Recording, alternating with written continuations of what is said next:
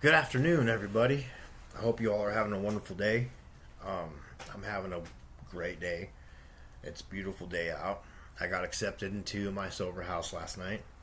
I don't know when I'm moving in. I'm going to meet one of the other guys tonight at 7 o'clock at a meeting. And I think we're going to talk about the funding and stuff like that. But it's a great group of guys. I'm super fucking excited. I cannot wait. I got such a good feeling about the place. It's a great group of guys I think I can learn from. It's a brotherhood there, which I really like. Like they said the first week, don't be freaked out by all the hugs, and like real hugs, and all the I love yous you're going to get, and if you're having a bad day, they're going to be there to help pick you up, and they go to meetings together, they do a lot of things together. And I'm really excited for that. That's what I need. I had a bad feeling about the other place. It didn't sit right with me, but I felt like I was having a rush because I know I can't stay at my mom's. I just felt like I was being rushed. Not by her, but I just felt like it was time to go. And because otherwise I get complacent, right? I'll start getting too comfortable. And, you just can't stop. It doesn't matter how slow you go. As long as you don't stop. You just got to keep progressing, keep moving forward. You know what I mean? And so I got accepted. And so, point is, everything works out the way it's supposed to work out. You know what I mean? If you just have to have a little bit of faith. Like, God sees things and hears things that we don't. And He knows things that we don't. So something, as frustrating as it can be, because we want things done on our time and the way we want things done, but it doesn't work that way. Okay. When I had to move out of the Oxford house, I was bummed out. I was stressing. I didn't know what was going to happen. I made this problem this big in my head, and within 48 hours it gets solved. Right. Another option opens up. So God will close one door, but He'll open up like two more. So just breathe. Okay. You're having a rough day. Things ain't going your way. Just breathe. I promise you things will get better. It's just not going to be in your time. It's going to be in His time, okay? So just please have faith and believe. Like I like to say, not every day in recovery is going to be great. Life's still life. Life is hard for normies and for addicts and alcoholics. I'm not trying to say, like, just because I'm in recovery, it, like, opened the gates of heaven and let me in. But what I've heard before, and I love this saying, is that it opened the doors to hell and let me out. And that is 100% true. I was in hell. I was in deep, deep hell. And I'm released from that today. I don't have to live that way anymore. I don't have to use anymore. And neither do you. If you can quit for one day, you can quit for a lifetime. Okay? And I believe that. So what that means to me is just one day at a time. So tomorrow, you'll worry about tomorrow. But today, just tell yourself you're not going to drink or use, if that's your thing, or if that's what you want. You know what I mean? I know recovery is hard. It's not always easy, but regret is much harder, in my opinion, for me. Having a life filled with regret and shame and guilt is not a fun way to live. For me, anyway, it's not. So, we had a good meeting last night. It was cool. There's 4 of us. Each one said it was great. That's what they needed, and it was great for me. It was great to see a couple friends in treatment. It was great to see a man that wrote me letters in treatment that was there, and he's still sober to this day. So that was a beautiful thing. It was great to meet you, buddy. I was super, super stoked to meet you. For the people that missed it, I'm sorry the times were all over the place. I'm sorry it was so much like a shit show that I'm going to do it again. Probably not tonight, but maybe tomorrow night, if me and Blake don't go to the mountains. And I'd like it to be a regular thing. And if anybody out there is struggling, or Ms. Robbins, I think your name is, about your son, if you or anybody out there that has somebody that's addicted, You don't know what to do, you want someone to talk to, I'm always here. I can meet you on Zoom. I could just talk to you over the phone. I mean, I'm not one to give advice because I don't know shit, but I can tell you my experience, and from an addict's perspective, if you don't know a way to reach your kid or your parents or your uncles, aunts, grandparents, whatever, I might be able to help a little bit. Okay, I might be able to give you some pointers, some things to watch out for, some things to look for, some do's and don'ts. Biggest thing, you don't want to enable them. So, for example, if they're living in your house or you're continually giving them money, shit like that, then you're slowly killing them. And you may ask why I would say that, but you really are. You're enabling them. You're making it easy for them to use, and you're making it harder for them to reach their bottom. So, if you want... but I know it's hard at the same time. It's hard to just tell your kid or your loved one, like, hey, you can't live here. Or, no, I won't give you any money. Figure it out on your own. That's a hard thing to do. I can imagine. I've never had to do it, but my mother's had to do it with me. I've had girlfriends that's had to do it with me, including getting a restraining order just to get me to go to treatment. It's a hard thing to do.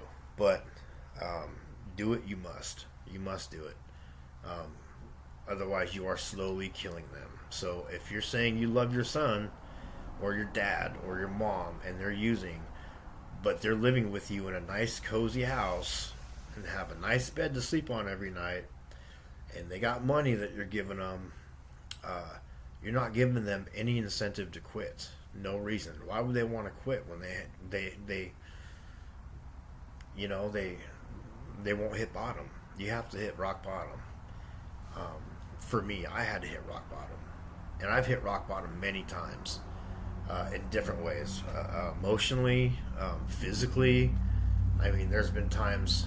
For example, there's a time I was living in my van, shooting heroin, shooting meth, nowhere to go, nowhere to eat, no money, and you would have thought that would have been like my worst bottom, but it wasn't. My worst bottom was when I had a place to live, I had a job, I had money, but mentally, it was my rock bottom. I couldn't look at myself in the mirror anymore. I didn't like the man I saw in the mirror. Everything I said was a lie, including to myself. My disease would tell me daily that it was okay, that I'm fine just the way I am. I don't need to change. I'm a better father. I'm a better boyfriend. I'm a better employee. I'm a better person. That's what our disease tells us. It lies to us constantly. We manipulate people. I'm manipulated. I'm one of the best manipulators in the world. Well, maybe not the world, but like I'm pretty good. And I don't say that in a braggadocious way or with pride. It's a shameful thing. But has it gotten me through life? Yes, it has. It's gotten me It's gotten me being 41 and not dead, and never having no roof over my head for longer than a few weeks. I've always had a car, at least. I've always had something.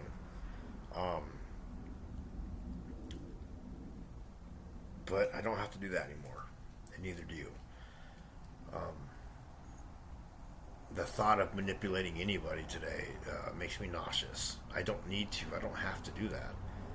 I can just be myself, and I can just be the normal, loving person I am, and not have to lie to anybody. Because for one, we're grown men or women. We don't need to lie to anybody, right? And if we're doing something and we have to lie about it, we probably shouldn't be doing it in the first place. Think about that. Say it again in your head.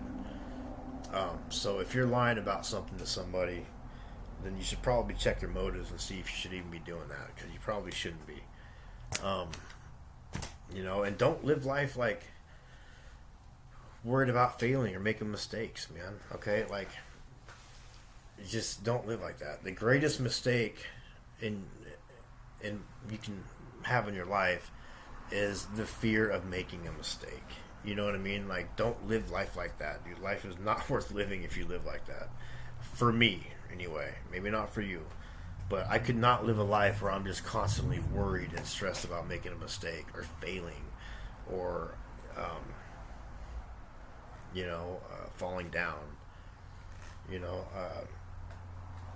Our greatest glory never consists of the falling, but how you can rise up from a fall, I guess, is how you can measure yourself and your strength.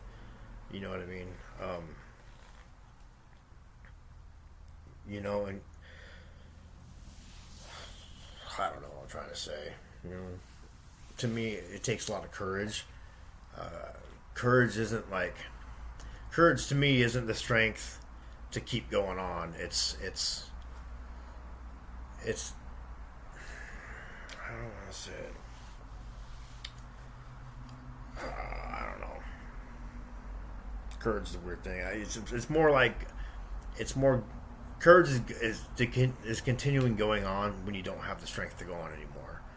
When you can't push any further and you keep on pushing and you keep on trying, that's courage to me. That's being brave. And I think every one of you are brave and courageous and amazing people. You just have to find it. Even if you're not participating in amazing things or even decent things, or if you have low self-esteem and that's why you use, and you want to change that, or you have low self-esteem in recovery, start doing esteemable things, do things to help other people. Be in a constant state of helping others, and I promise you, your life will be better. I'm stressing about the funding for the sober house, right? I texted the man this morning. He said, if you're interested in moving into the house, meet me at this certain meeting tonight at 7 o'clock. Because I asked him about the funding and if he knew of any shortcuts or any ways to help assist with funding. Sorry. Hiccup. And so I think it's going to go well. I think I'm going to hear good news tonight. And I think that's because I'm doing the next right thing. I'm not being a douchebag. I'm not using. I'm not lying to people. I'm not manipulating people. I'm not using people. I'm not fucking doing drugs. I'm not drinking. Now, I'm not saying drinking is bad. Like, for me, it's bad. I'm an alcoholic. Some of y'all can drink and have a glass of wine, a beer, a shot, or even a whole bunch of them and be fine. But I can't. I can't stop once I start. And once I start, I will wind up with a needle in my arm by the end of the night. And if I wind up with a needle in my arm by the end of the night, I will most likely be dead. And I do not want to go out like that. I don't want my kids to have their last memory of their father dying with a needle in my arm or, fentanyl overdose.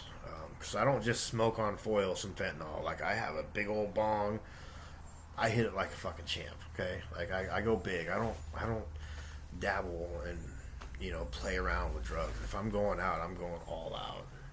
And I'm getting as high as I fucking can get. Like, even my dealers used to tell me, like, bro, you need to slow it down. And it's crazy. Never died. I put my body through so much stuff. I put my mind through so much stuff. I put my loved ones through so much stuff. And it's time to fucking stop, right? How many more times are we going to hurt our loved ones? How many more times are we going to hurt ourselves before we say enough's enough? Day one or one day. It's up to you. Make that choice today if you want. I'll help you. I already told you, I'll help you. Even if it's just someone to talk to, I'm there for you, okay? Whatever I can do in my power, I will help you. You just have to be willing. You just have to have that little teeny bit of willingness, and you'll be fine. You're on the shitty side of a miracle. I love saying that. I love that phrase. But miracle you are, okay? You are a miracle. The fact you woke up this morning with air in your lungs and to a beautiful day, that's a miracle, really, because you should be dead. And if you don't quit, then you will fucking die. 100%. You will die, or you will go to jail, or you will go to treatment. Jails, institutions, or death. That's the only three options for people like you and I. That is it. There's no middle ground. There's no gray area. There's no 1 foot in, 1 foot out. You know, there's no such things as halfway crooks. You know the saying, okay? You're all in or you're all out. You can't dabble. So you're either all in being a junkie, and yeah, I said junkie. Even if you have a home and a job, but you're still a junkie, okay? Get off your high horse. You're a junkie. Or you're all in on recovery. You can't have it both ways. I love you guys. I don't want to see any of you die. I don't want to hear if any of y'all going to prison or losing your families. I genuinely don't. So please love yourself and get yourself some help. Reach out, pick up that phone. Let's make something happen. Today could be the day. So, you know, let's do it, man. Fuck you scared of? You know what I mean? If it doesn't work for you, like they say, we'll give you your misery back. You can have it back for free. You don't even have to keep your receipt. Like, you just get it back. It's free to try. It's gonna suck and it's gonna hurt. But I promise you, the outcome is so fucking worth it. So, please love yourself, take care of yourself, and don't fucking die today, okay? I love you guys.